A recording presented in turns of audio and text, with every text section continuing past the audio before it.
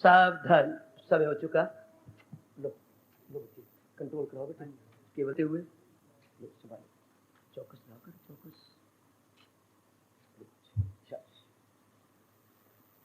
ओम नमो भगवते वासुदेव प्रभु, नमो भगवते वासुदेव प्रभु, नमो भगवते वासुदेवाय। कृष्णाय वासुदेवाय हरिये परमात्मने प्रेय न क्लेश नाशाय गोविंदाय नमो नमः, गोविंदाय नमो नमः। वसुदेव सुतं देवं कंसानुर्मर्दनं देवकी परमानन्दं कृष्ण वन्दे जगद्गुरुं, कृष्ण वन्दे जगद्गुरुं। श्री कृष्णा शरणं मम, श्री कृष्णा शरणं मम, श्री कृष्णा शरणं मम। एक नजर नहीं आएगा, एक से अनेक हो जाएगा। अगर वो एक है तो अनेक। मैं अपने आप को ले लूं पुत्र, आज से कई वर्ष पूर्व 1956-55 में इस तकरीर में अकेला था। अब लंबी चौड़ी कहानी क्या सुनाऊं कि अकेला तो होते होते कितनी जनता जो मेरे जैसे विचारों वाले होने थे, खरबूजे को देख के खरबूजियां रंग पकड़ती गई। कितने हम इकट्ठे हो गए और इधर जो कि बिल्कुल सुनसान था, आज गीता नगरी के नाम से पुकारा जा रहा। इतना बड़ा स्थान बन गया, इतनी बड़ी नगरी बन गई, डाकखाने खुल गए। ये इतना बड़ा, ये क्या हो गया, एक से अनेक। प्रकृति का नियम है, जैसे वो खुद होगा शक्कर को शक्कर और मूसी को टक्कर मिलती है, चाहे मारे 100 को चक्कर। अटल नियम, इंसान जैसा आप होगा उसी प्रकार की उसकी सोबत, उसका वातावरण, एनवायरमेंट, सराउंडिंग्स प्रकृति बनाती चली जाएगी। सब के सब पतीली में चावल बना रहे हो मेरे बेटे, हाँ चावल कच्चे हैं, पक्के हैं या पूरे बन गए हैं, तो क्या करोगे? पूरे बीच में जाओगे ना, सिर्फ एक कणी को ले लोगे, एक कणी को अपने दोनों उंगलियों में रख के दबाओगे, पता लग जाएगा पतीली के सारे चावल कैसे हैं। शाबाश। इसी प्रकार एक गुण के कारण से अनेक गुणों को जगह मिल जाती है, ये नहीं भूलना हमने। अब वो तो भगवान की बड़ी कृपा हुई, ये जाना नहीं था हमने पहले। अब एक अवगुण ने अनेक अवगुण आप अंदर ला दिए। एक त्रुटि आप ले आए, काश के माँ बाप हमारे चोटी के योगी होते और जब भी बच्चे का पैदाइश हो तब से ये बातें बतानी शुरू कर देते। बेटे तो दुनिया में गुणों को धारण करने आया है, बेटे तो दुनिया में भगवान की तरफ भागने आया है, बेटे तो अपना कल्याण करने आया है, तो खाने पीने विलासता के लिए पैदा नहीं हुआ, तेरा विशेष जन्म विशेष उत्तम कार्य के लिए हुआ है। लेकिन ये नहीं बताया जाता। हमारी बदकिस्मती, धर्म भूमि भारत में पैदा होकर के भी हमें ये बात नहीं बताई जाती, शुद्धोसी बुद्धोसी नंजनोसी संसार माया परिवर्तितोसी, तेरा जन्म उस परमात्मा के लिए हुआ है ना। अगर माँ आशीर्वाद भी देगी तो पुत्र तेरी लखन थे कलम हो, पुत्र तेरी सोनी सोनी वोटी आए, पुत्र तो तेरी बड़ी इज्जत हो, तेरे आगे पीछे कारा चक्कर कटती रहे। ये नहीं संसारिकता का आशीर्वाद दिया जाता है, पारमार्थिकता का नहीं दिया जाता।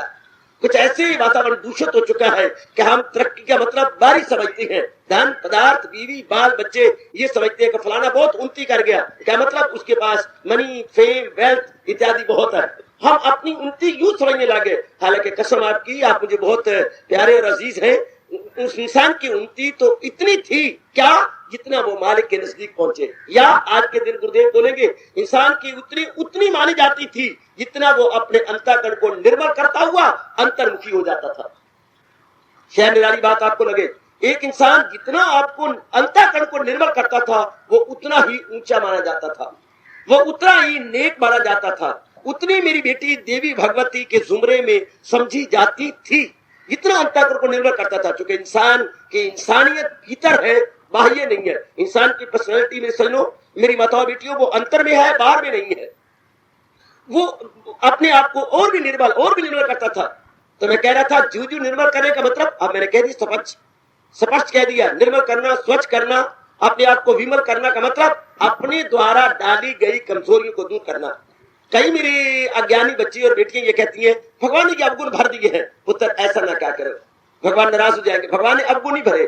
प्रकृति में दोनों चीजें हैं, गुण भी है अवगुण भी है। प्रकृति में है बेटे कुदरत एक काबिला में दोनों है।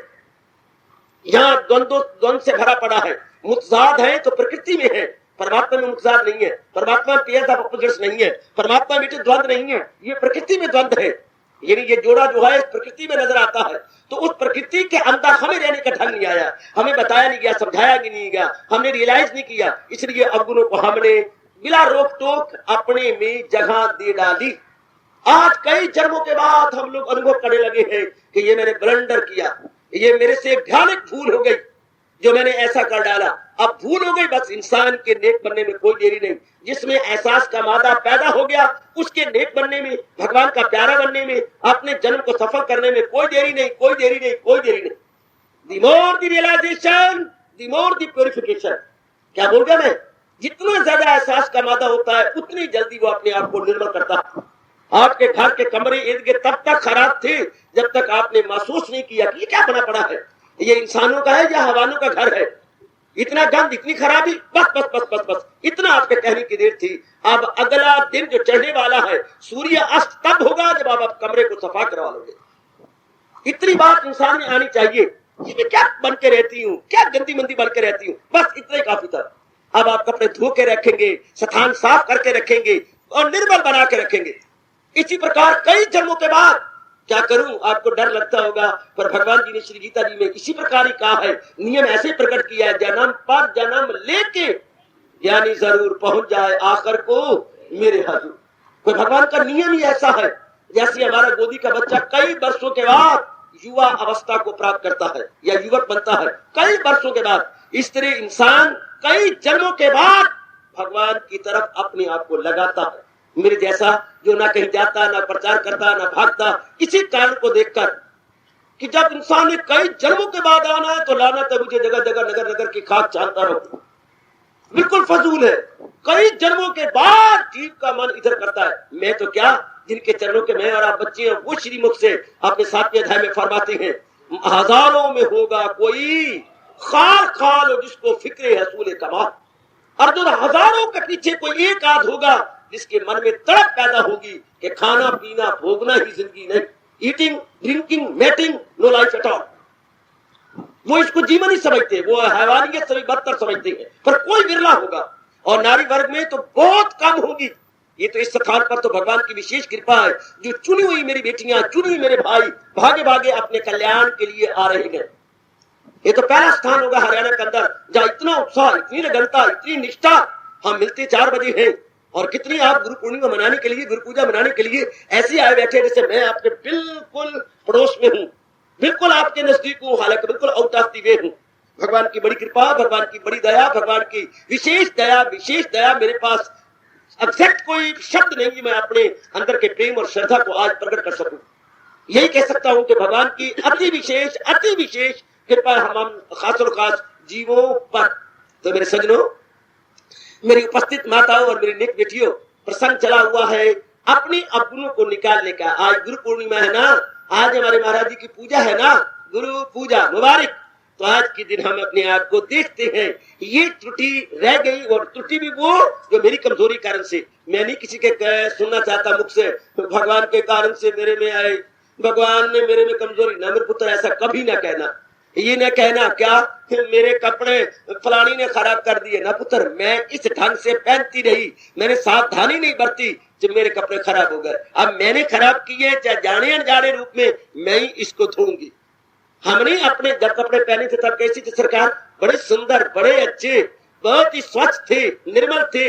हमने कुछ इस ढंग से पहने हैं, तरीके से नहीं पहने। हमने इस प्रकार रखा, कपड़े खराब हो गए, रियलाइज कर रही हैं जी, अब हम धोएंगे, साफ करेंगे। इसी तरह अंतःकरण के कपड़े को भी अब हम रियलाइज कर रहे हैं, ये त्रुटियां हैं। या मैं कह दूं, आज के दिन कोई विशेष कृपा हो जाती है हम धार्मिक जीवों पर कि जो हमारी कमजोरियां हैं वो चमकने लगती है। वरना काले कपड़े के ऊपर दाग नजर नहीं आता। काले कपड़े पर, सफेद कपड़े पर दाग चमक उठता है दूर से भी, पर काले पर नजर नहीं आता। आज के दिन कोई ऐसी विशेष कृपा होती है, छुपे हुए दाग भी प्रकट होने लगते हैं। कोई ऐसी उनकी विशेष कृपा हो जाती है सजनों, वो मेरी अच्छी माताओं, मेरी धार्मिक बेटियों, कि जो अंदर थे दाग मतलब जो अंदर कमजोरियां थी आज के दिन उनकी विशेष कृपा से प्रकट होती है कि सादिक तू तो समझता था कि मैं ऐसा हूं, पर नहीं, अभी ये कमियां हैं।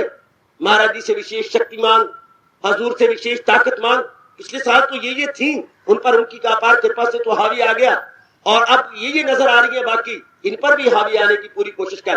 तो मैं एक राज की बात और प्रकट किया चाहता हूं, क्या जो ये कमजोरियां हावी आ जाती है महाराज जी की विशेष दया और कृपा से, तू अंतःकरण निर्मल हो जाता है, तू अंतःकरण साफ हो जाता है। और जो साफ होगा, आप कहें मेरा अंतःकरण तो साफ हो रहा है, हम धोखे में न रहे। पहुंचे हुए गुरुओं ने आज के दिन बता दिया हम सब साधकों को कि जो त्रुटियां दूर होंगी, तू अंतः निर्मल होगा, जो निर्मल होगा, तू एकाग्रता बढ़ती जाएगी। जरा ध्यान दे चुके आपने अपना जन्म सफल करना है, आप एक साधिक है, सती साध्वी हैं, आपने अपने जन्म सफल करना है। जो कमजोरियां दूर होंगी, हाँ आप तो कह दें, आप ओवर जज कर रहे हैं अपने आप को जस्ट पॉसिबल कि मेरी तो कमजोरियां दूर हो रही है। हाँ सरकार, अगर दूर हो रही है तो अंतःकरण निर्मल हो रहा।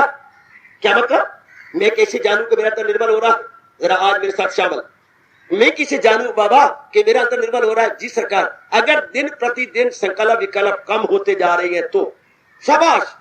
एक बात आज नोट करना, अगर आपके संकल्प विकल्प यानी थिंकिंग, रीथिंकिंग, डीथिंकिंग या ख्यालों के घोड़े अब ज्यादा नहीं भागते, न हो उसको फिक्रे चुनाव चुनी, कहे योग का उसको मसनद नशी। हजूर ने कह दिया, जो सही रूप में साधना कर रहा है उसको इधर उधर के सफरने आने बंद हो जाते हैं।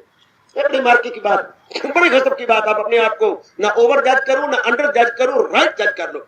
Neither over judging nor under judging but right judging. हाँ, अगर आप त्रुटियों को निकाल रहे, क्योंकि आप कई बार कहते हैं मैं अपनी त्रुटियों पर हावी आता जा रहा हूं, मुझे सुनकर बड़ी खुशी होती है।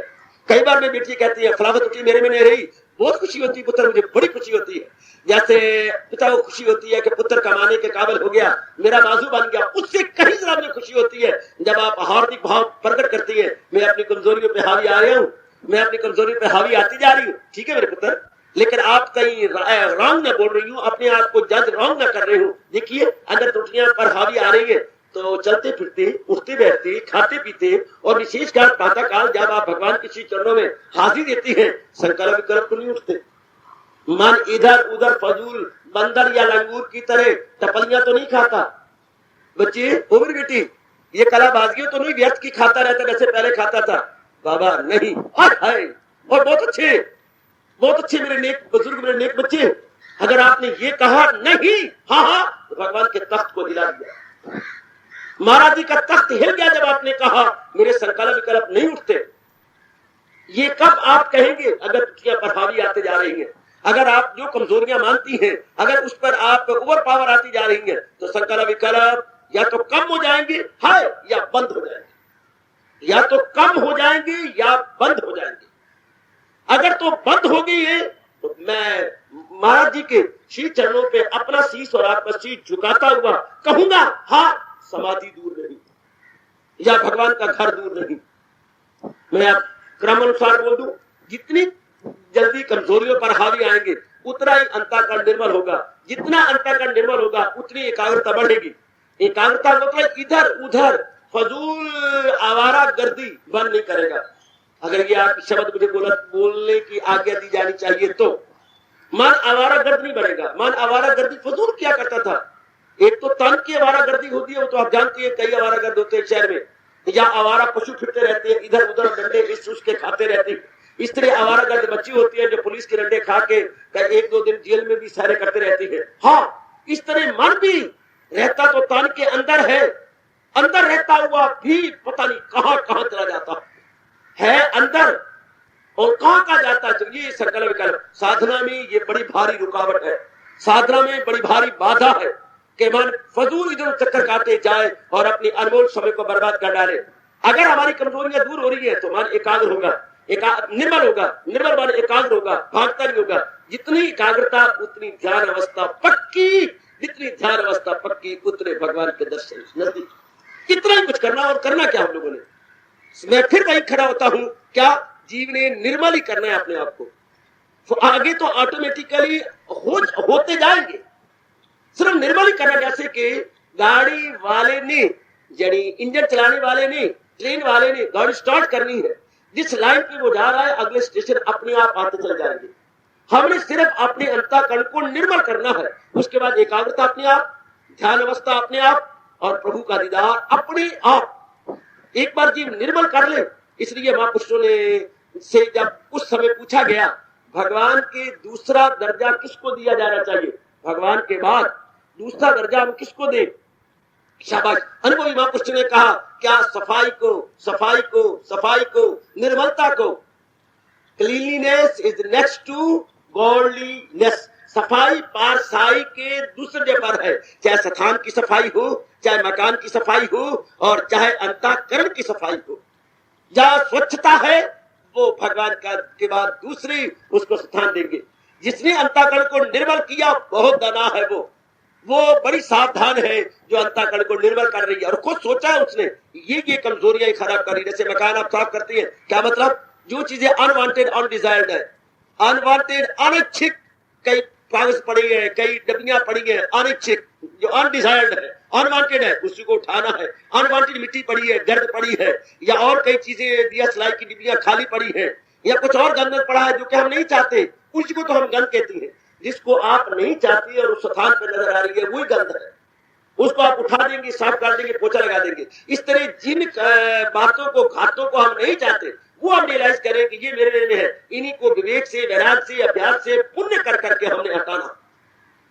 घर में तो झाड़ू से, घर में तो पोछी से, घर में तो पानी से हम सफा कर लेंगे, शाबाश। अब अंतःकरण में किसे सफा करेंगे, अंतःकरण में विवेक से, वैराग से, सत्संग से, अपने कई नेक कर्म करके अंतःकरण की कमजोरियों को हटा के सफा किया जाता है। जितने भी आप यहाँ पर सुबह शाम और समय अनुसार नेक कर्म करते हैं, पुण्य करती हैं, हाँ, और खासकर आप प्रातःकाल ध्यान में बैठती हैं, जाप करती हैं, भजन करती हैं, सिमरन करती हैं, विवेक आ गया है, वैराग आ गया है, चिंतन आ गया है, ये सब का मतलब क्या है, इन सब का एकमात्र अंतःकरण की सफाई, अंतःकरण की धुलाई।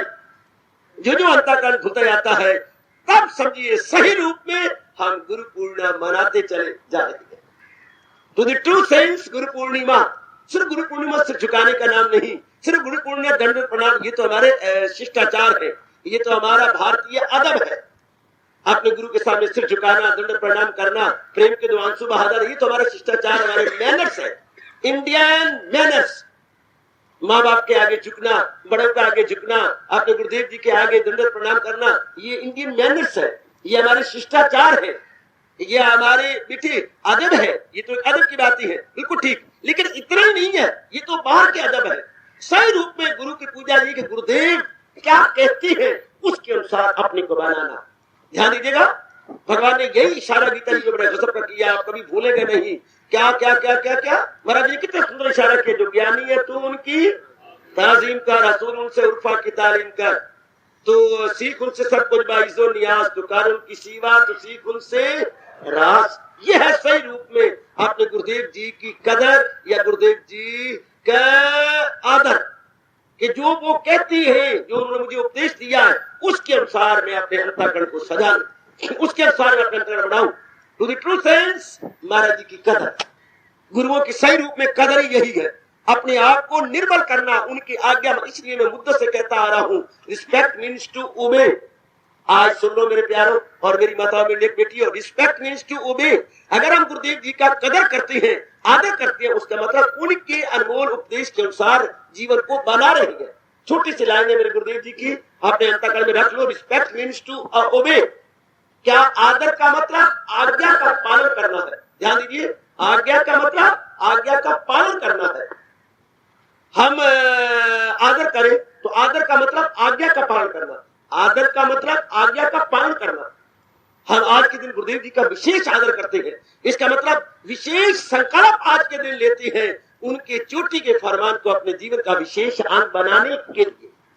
ना भूलना मेरे बुजुर्गों, मेरे भाइयों, ना भूलना मेरी धार्मिक श्रद्धालु माताओं, मेरी नेक बेटियों, आज हम विशेष आदर करते हैं अपने गुरुदेव का। मतलब आज के दिन विशेष संकल्प लेती हैं, प्रतिज्ञा करती हैं, वचन देती हैं, वचनबद्ध होते हैं अपने अंतःकरण को निर्मल करने के लिए और महाराज जी के उपदेश को अपने आप विशेष अंग बनाने के लिए। तब समझिए कि आज हमने सही रूप में गुरु पूर्णिमा मनाई या गुरु पूजा मनाई, अर्थात अपने में गुण लाने के लिए हमने विशेष संकल्प लिया, हमने विशेष प्रतिज्ञा की क्या जो भी मैं देखती हूँ, मेरे गुरुदेव ने ये उपदेश दिया है, जितनी जल्दी हो सके, क्योंकि आयु मेरी घटती जा रही है, काल मेरे नजदीक आता जा रहा है, घड़ियाल बजा बजा के कह रहा है, ले तेरी आयु का 1 घंटा और गुजर गया, अर्थात तेरी आयु 1 घंटा और छोटी हो गई।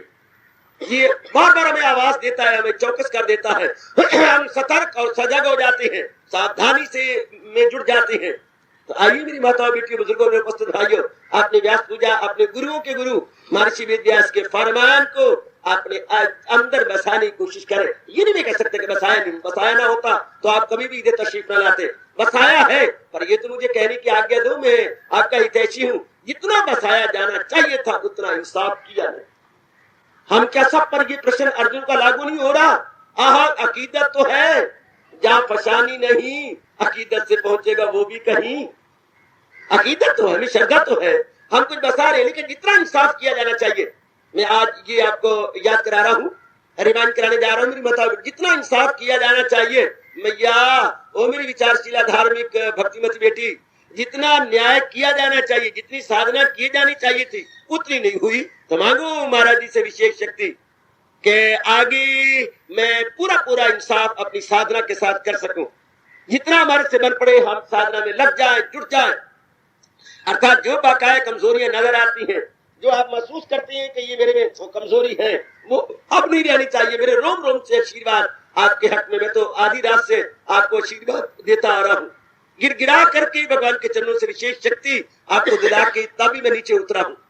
भगवान द्वारा दी गई विशेष शक्ति आपने उपस्थित हितैषी साधु की दी गई शुभ भावनाओं का पूरा पूरा लाभ उठाइए और अपने अंतःकरण को पूरा निर्मल करने का दृढ़ संकल्प हो जाएगा, दृढ़ प्रतिज्ञा आज हो जाइए कि मैंने निर्मल करना ही है। तो आप बचपन से सुनते आ रहे हैं, मैंने तो खूब अनुभव किया और आप भी अनुभव करने जा रही हैं। हिम्मत मर्दा मर्द खुदा, जो अपनी ओर से पूरी हिम्मत करती हैं, अपनी ओर से किसी भी लाइन में प्रसाद करती हैं, भगवान भी उनकी पूरी पूरी सहायता किया करती है। भगवान भी भले ही डाकू अपनी ओर से हिम्मत मारा, भगवान उसकी मदद करती है, क्योंकि ये काम गंदा इसलिए परिणाम बड़ा गंदा होगा। मैं क्या बोल गया? डाकू की भगवान मदद करते हैं, चोर की भगवान मदद करते हैं, ये पकड़ ना जाए, इसको खजाना मिल जाए, ये जो चाहता है इसकी भावना पूरी हो जाए, लेकिन चूंकि कर्म गंदा है इसलिए चंद दिनों के बाद फल बड़ा गंदा पाएगा। वरना भगवान सबकी पुरुषार्थ के आगे, मेहनत के आगे और हिम्मत दे देती है और शक्ति देती है। बिल्कुल ठीक। अगर हम अपनी ओर से साधना में कोई कसर नहीं छोड़ेंगे, भगवान भी हमें विशेष शक्ति देके हमसे साधना करवाएंगे, हमारा अंतःकरण निर्मल होगा और कुछ नहीं करना। आप कहते हैं इस मार्ग में तप करना पड़ता है, ये करना पड़ता है, वो करना पड़ता है। पुत्र ये कह करके अपने मन को निराशा में मत डालो, सिर्फ अंतःकरण की सफाई करनी पड़ती है।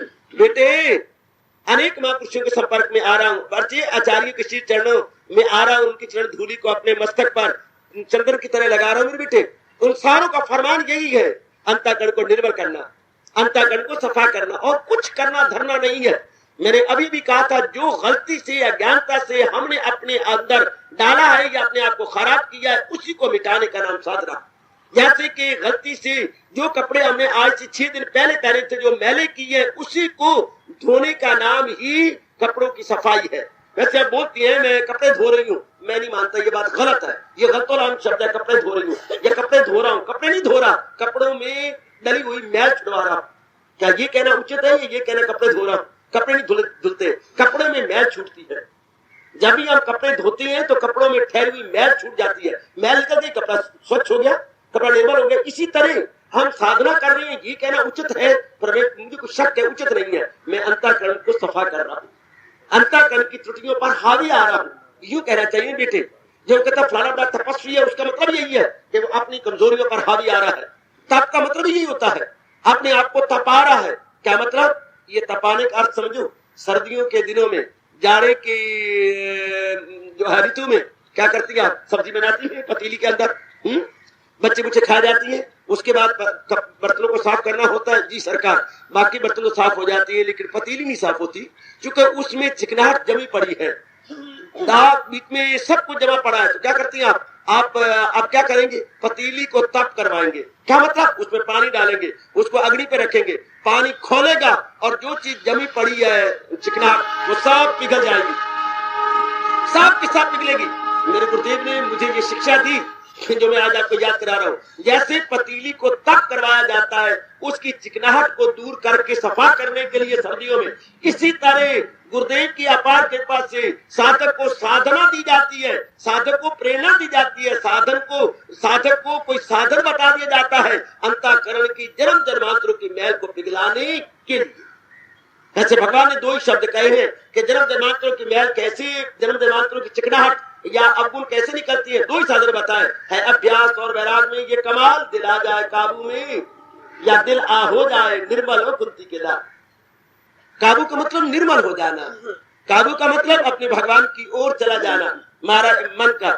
तो जैसे हम सर्दियों की बहार में अपनी सब्जी, चढ़ी हुई सब्जी की पतीली को साफ करती हैं पानी डालकर और आंच पे रख करके, इसी तरह ही हम लोग अपने अंतःकरण को साधना के द्वारा निर्मल करते हैं।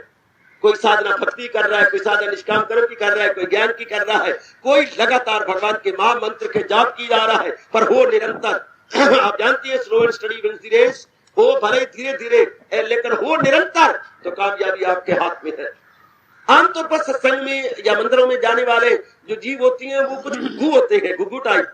कुछ दिन साधना करेंगे वो छोड़ देंगे, फिर वो बात बनती नहीं। कईयों को तो मैंने देखा ना अच्छे दुनियादार है, ना अच्छे भगवानदार है, ना खुदाई मिला, ना वसाले सनम, ना इधर के रहे ना उधर के रहे, कारण लगातार साधना नहीं करते रहे, तोड़ बैठते हैं। आप अंदर देखिएगा आज के दिन जबकि हम व्यास पूजा मनाने के लिए एकत्रित हुए, क्या मैं लगातार साधना कर रहा हूँ, चाहे मेरी गति कैसी भी है, चाहे मैं धीरे जा रही हूँ या कितना भी कर रहा हूँ, पर है मेरे निरंतर।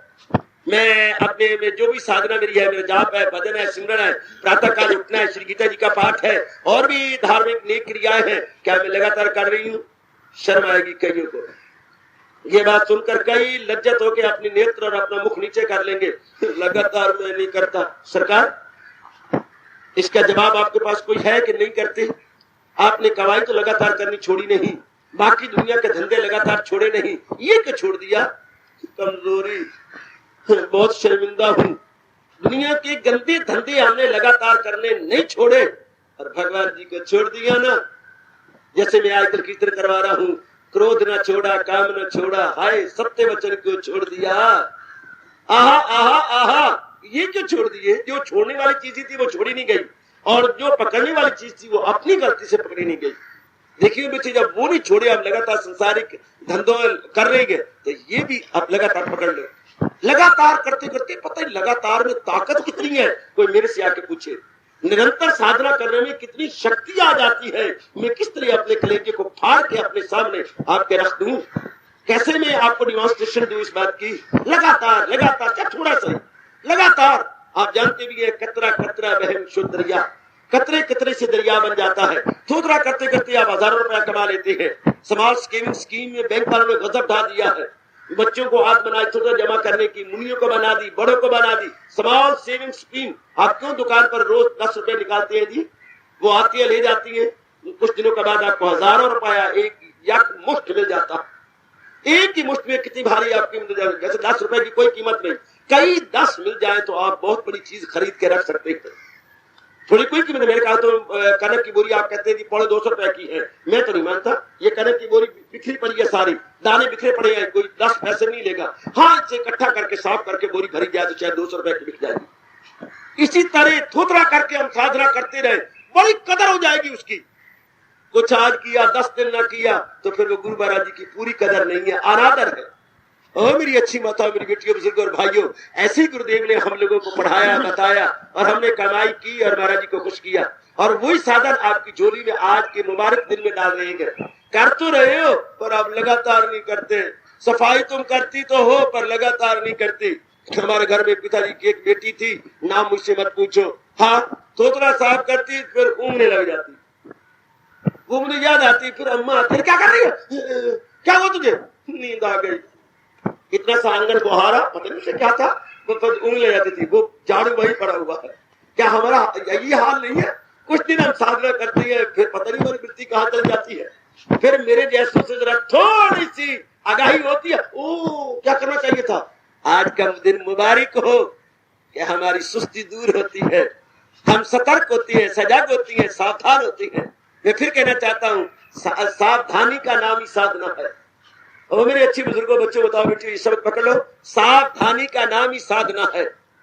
काटिए दिन जिंदगी के उन जगानों की तरह जो सदा रहती है चौकस पासबानों की तरह। सादिक पासबानों की तरह होता है।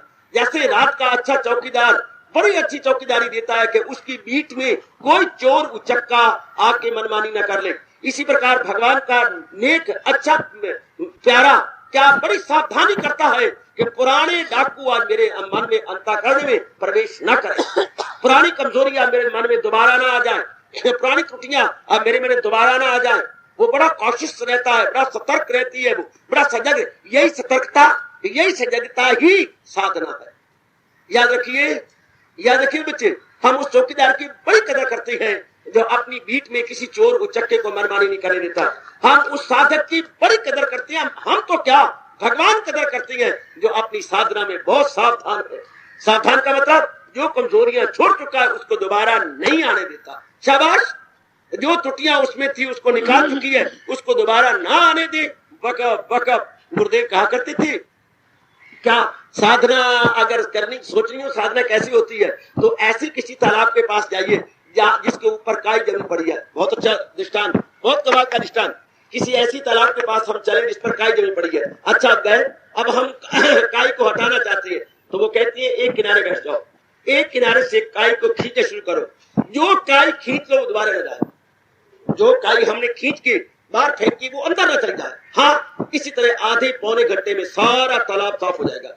यही साधक का हाल है, जो कमजोरी को निकाले वो फिर ना आने पाए, ना आने पाए। ये कैसा मुमकिन हो? जहां वो कमजोरी आती है ऐसी संगत ना की जाए, जहां वो कमजोरी आती है ऐसा साहित्य लिटरेचर ना पढ़ा जाए, जहां वो कमजोरी आती है सजनों बेटियों उस स्थानों पे बार बार ना जाया जाए, चूंकि बुरे से है दूरी, बुरे का इलाज। याद रखना मेरी बच्ची, ये बुराइयां जहां से आई है, अब उनकी सोबत, उनकी संगत, चाहे वो लिटरेचर रूप में है, चाहे वो इंसानों रूप में है, चाहे स्थानों रूप में है, अब नहीं की जानी चाहिए। क्योंकि आप बीमारी के लिए भी जानती हैं, prevention is better than cure. परहेज दवाई से लाखों दर्जे बेहतर है। सुना है कि नहीं कभी? परहेज इलाज से करोड़ों दर्जा बेहतर है। परहेज, क्योंकि बीमारी क्यों आई, हमने परहेज नहीं किया। अगर अब आप परहेज कर रही हैं तो दवाई की जरूरत नहीं पड़ेगी। तो हमें साधना कर रही है तो हम परहेज कर रहे हैं। और देखो, साधक को उर्दू में बोलते भी परहेजगार है। करे नेमते तर्क परहेजगार, मगर शौक लज्जत से हो बेकरार। साधक के लिए उर्दू में परहेजगार कहा गया। परहेज करने वाला, प्रिवेंशन करने वाला, प्रिवेंट कर रहा है। भगवान आपको ताकत दी। आज के विशेष दिन व्यास पिताजी विशेष आपको शक्ति दी, जो भगवान जी का विशेष अवतार माने जाते हैं। हमें ताकत देगा, हम अपना कल्याण चाहते हैं। अगर आपकी साइकिल की दोनों ब्रेक स्ट्रांग है, आपकी कार और बसों की ब्रेक स्ट्रांग है, तो हाँ, आपके लिए भी खतरा नहीं है, सड़क पे जाने वालों के लिए भी कोई खतरा नहीं। कार दोनों को बचाती है, यानी ब्रेक दोनों को बचाती है, जो सड़क पे जा रहे हैं और जो उस व्हीकल में बैठे हैं।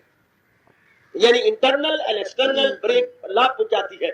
इसी प्रकार विवेक दोनों का लाभ पहुंचाता है, समाज का भी और समाज में जो साधक या सती साध्वी रह रही है उसका भी।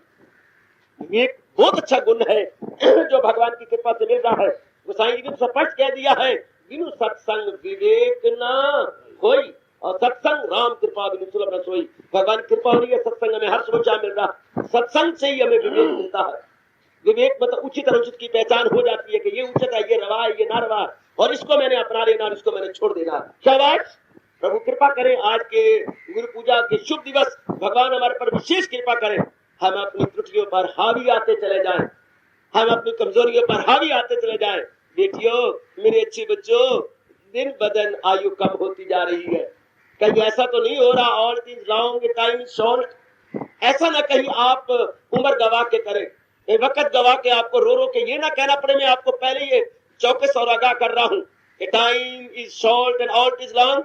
मेरी साधना बहुत बड़ी है लेकिन मेरा समय थोड़ा रह गया, ये कहना अच्छा ना होगा। वक्त से पहले ही मैं आपको आगाह कर रहा हूँ। आज के दिन विशेषकर महाराज जी के श्री चरणों के दास के नाते से आपको चेतावनी दे रहा हूँ ना, अभी समय है, अभी अवसर पास खड़ा है और हम बहुत कुछ कर सकते हैं, बहुत कुछ कर सकते हैं। मेरी शुभ भावनाएं कभी भी व्यर्थ नहीं जाएंगी। आप बहुत लाभ उठा पाएंगे और अंतःकरण को निर्भर करेंगे उनके आशीर्वाद से।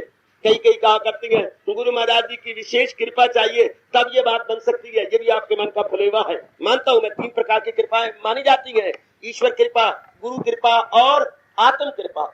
लेकिन देखा ये गया है कि ईश्वर कृपा सारे जीवों पर बराबर है। जैसे बराबर सूर्य निकलता है, जैसे बराबर वायु हर एक के लिए चलती है, जल बराबर हर एक के लिए बह रहा है, हर एक के लिए बराबर बह रहा है, हर एक के लिए पवन देवता भागा भागा फिरता है, हर एक के लिए सावन के बादल बराबर फिरेंगे और वर्षा करेंगे, हर एक के लिए बराबर है। हाँ, तो गुरु भगवान कृपा हर एक के लिए बराबर है। भगवान और पहुंचे हुए गुरु में कोई फर्क नहीं है। जिस की रसाई भगवान का चुकी है उसमें कोई अंतर नहीं रहा। गुरु ब्रह्मा, गुरु विष्णु, गुरु महेश्वरम, वो उनका रूप बन जाते हैं। तो गुरु कृपा भी हमेशा हो रही है। हाँ, जो आप कहते हैं उनकी कृपा होगी तो बात बनेगी, उनकी कृपा हमेशा है। आज के दिन जरूर ये मेरे से जानकारी कर लीजिएगा। ईश्वर कृपा भी है, गुरु कृपा भी है, तो फिर क्या? कसम मुझे आपकी, आप मुझे बड़े प्यारे हैं, आत्म कृपा में अंतर हो रहा है।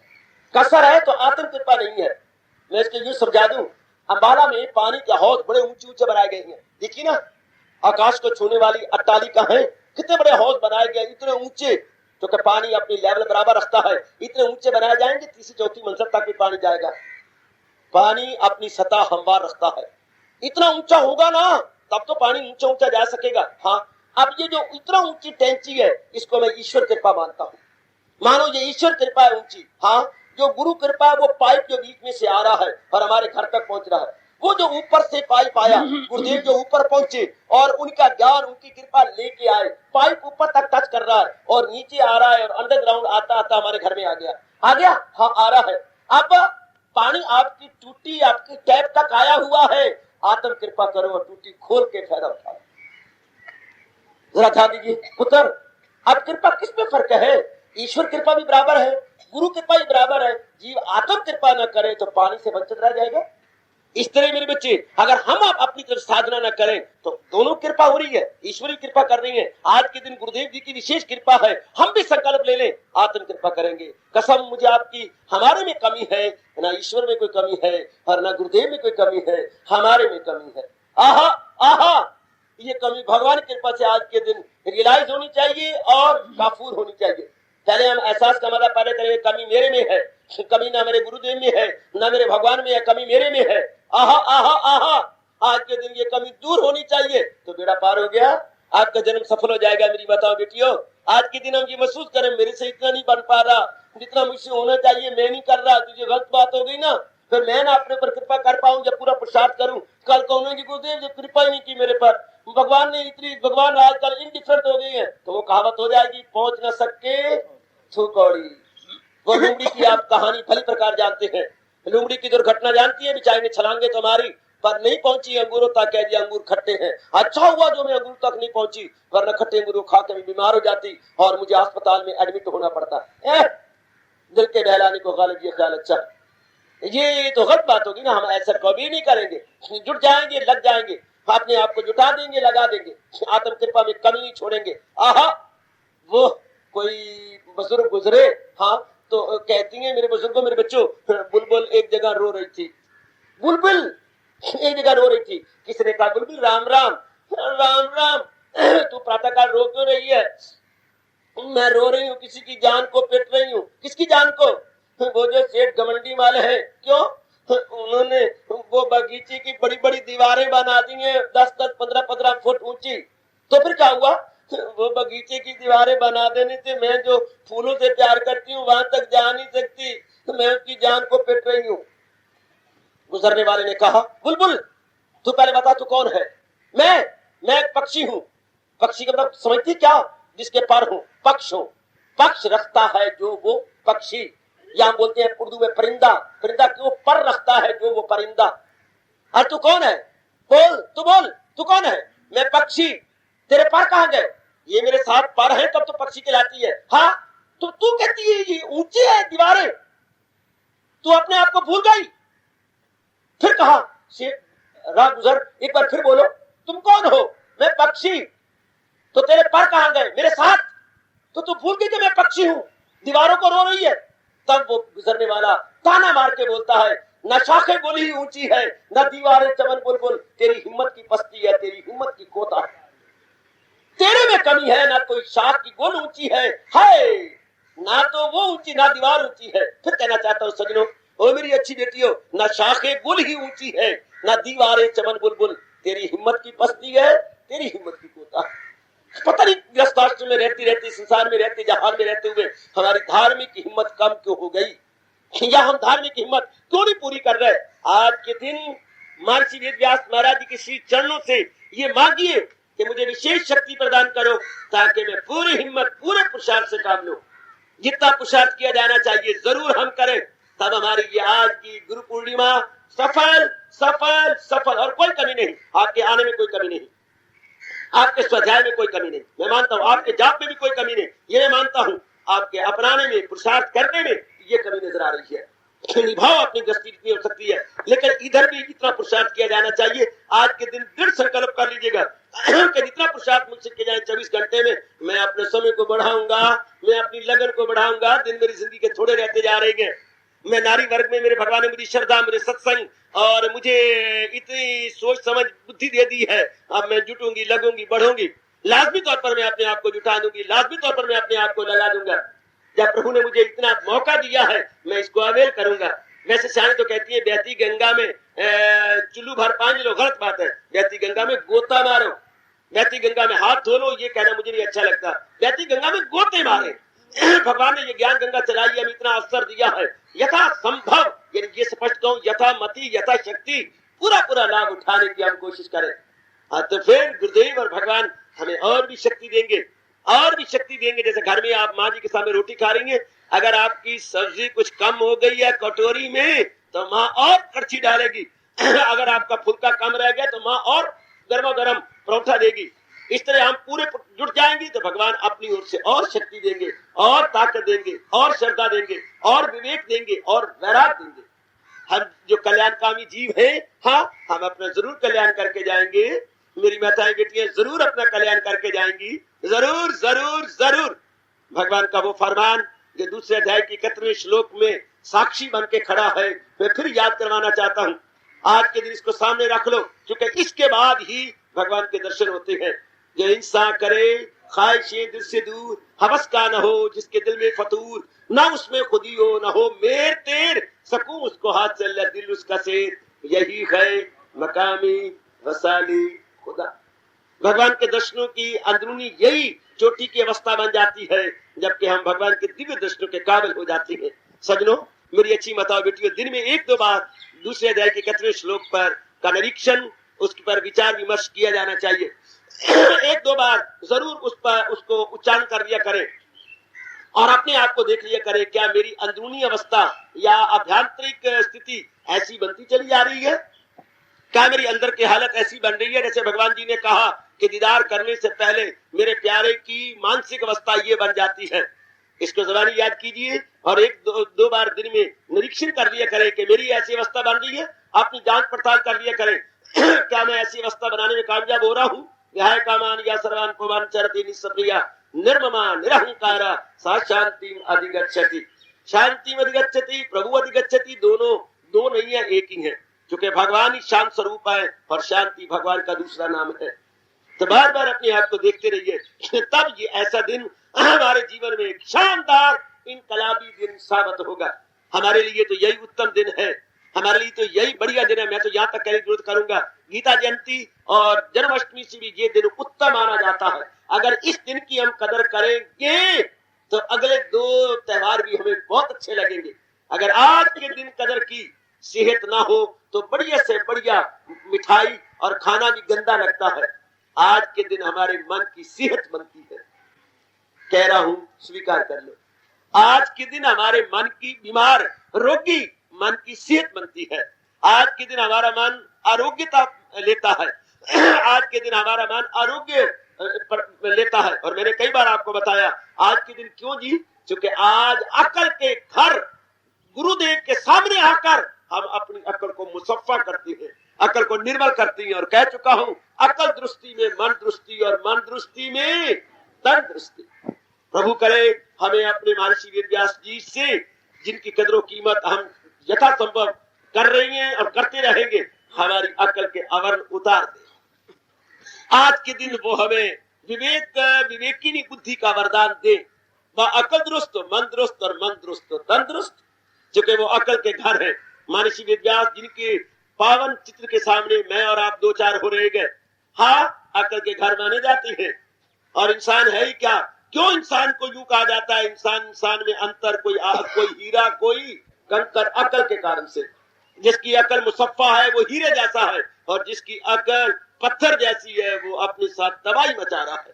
आओ अकल के घर के नजदीक पहुंचकर अपनी अकल को चमका ले। जैसे कुंद, छुरी और कैंची किसी साहन के ऊपर लगा के तेज किए जाती हैं, इस तरह महर्षि वेदव्यास की वाणी पे लगा के अकलें तेज हुआ करती है। स्पष्ट कह रहा हूं मेरे बुजुर्गों, मेरे बच्चों, जैसी हमारी छुरियां चाकू किसी साहन पे जाके तेज होती हैं, इस तरह महर्षि वेदव्यास जी की चोटी की वाणी, गीता जी, अगर मैं कोई बढ़ा के नहीं कह रहा, गीता क्या कुंद बुद्धियों को तेज करने का एकमात्र साधन, गीता बुद्धि को तेज करने का साधन है। जैसे छुरी चाकू के लिए साहन काम करता है, इस तरह अकल के लिए श्री गीता जी काम करती है। क्यों ना मेरा और आपका मन श्रद्धा और प्रेम में बोल उठे, जब तक खड़ा हिमालय हंसता बहती है गंगा की धारा।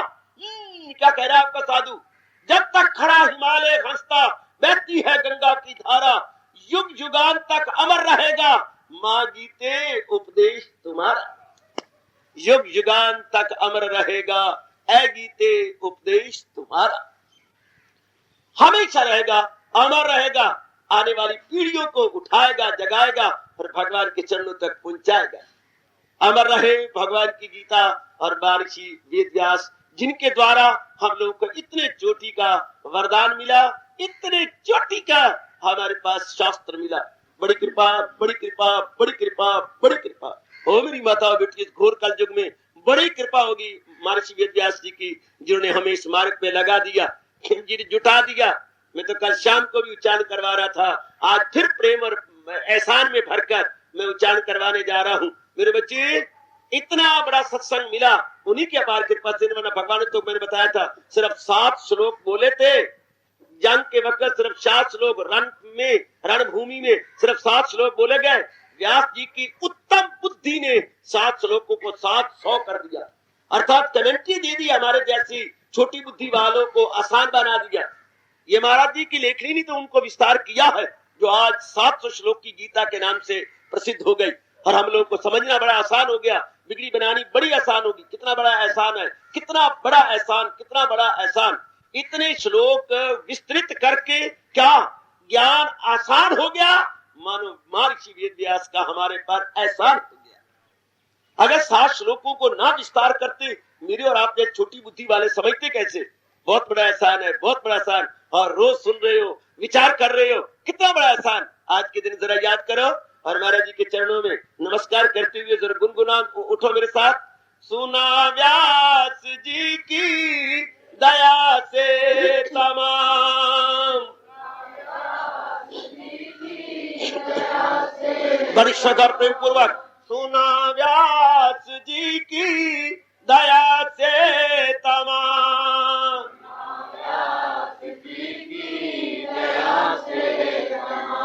ये श्री कृष्ण योगेश्वर का कलाम। जाओ ओ मेरे नेक बेटे, ओए सुना व्यास जी की दया से तमाम,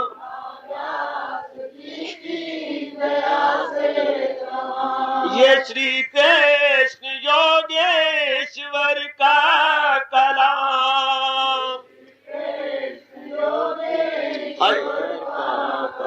उसे याद करता हूँ मैं बार बार। जाओ जाओ ओ मेरे बेटे, उसे याद करता हूँ मैं बार बार, तो दिल शाद करता हूँ मैं बार बार।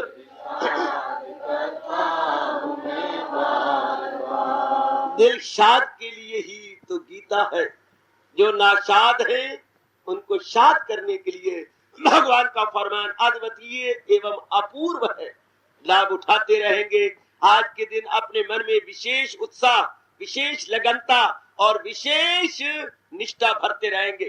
अंत में कहना चाहता हूँ, कोई साइकिल सवार जो कि मीलों मील तक जाना चाहता है और आगे बिल्कुल है सुनसान, वो एक जगह जहाँ बस्ती है, रौनक है, अपने साइकिल में हवा भरा लेता है। भाई मुझे आप 50 मील जाना है, फिर कई बस्ती आएगी। हमने भी जो दिन रात साधना करनी है, जुटना है। आज का दिन मन में उत्साह भराने वाला है। आज का दिन मन में निष्ठा भराने वाला है। आज का दिन मन में विशेष लगनता भराने वाली। जैसे वो हवा भरकर मीलों मील का सफर जारी कर देता है, इसी तरह आज के दिन हम अपने में प्रेम भर ले, श्रद्धा भर ले, लगनता भर ले और निष्ठा भर ले, ताकि अगले साल तक आज के दिन हम खूब जुट पाए, खूब लग पाए और अपनी साधना के साथ पूरा इंसाफ करने में शानदार कामयाबी हासिल कर। हार्दिक धन्यवाद, आशीर्वाद। मनाना व्यास जयंती का मुबारक हो, मुबारक हो। मनाना व्यास जयंती का मुबारक हो, मुबारक हो। मनाना व्यास जयंती का मुबारक हो, मुबारक हो। मनाना व्यास जयंती का मुबारक हो, मुबारक हो। ज्ञानझड़ी बरसाना मुबारक हो, मुबारक हो। ज्ञानझड़ी का बरसाना मुबारक हो, मुबारक हो। ज्ञानझड़ी का बरसाना मुबारक हो, मुबारक हो। ज्ञानझड़ी का बरसाना मुबारक हो, मुबारक हो। मनाना व्यास जयंती का मुबारक हो, मुबारक हो। मनाना व्यास जयंती का मुबारक हो, मुबारक हो। अज्ञानता का अंधेरा दूर हुआ इस तेरी वाणी से। अज्ञानता का अंधेरा दूर हुआ इस तेरी वाणी से। हकीकी चांद निकल आना मुबारक हो, मुबारक हो। हकीकी चांद का आना मुबारक हो, मुबारक हो। हकीकी चांद निकल आना मुबारक हो, मुबारक हो। हकीकी चांद का निकलना मुबारक हो, मुबारक हो। मनाना व्यास जयंती का मुबारक हो, मुबारक हो। मनाना व्यास जयंती का मुबारक हो, मुबारक हो। ज्ञानझड़ी का बरसाना मुबारक हो, मुबारक हो। ज्ञानझड़ी का बरसाना मुबारक हो, मुबारक हो। सुनाई जा रही है सामने वाणी ऋषिवर की। सुनाई जा रही है सामने वाणी ऋषिवर की। दिलों का जिससे खिल जाए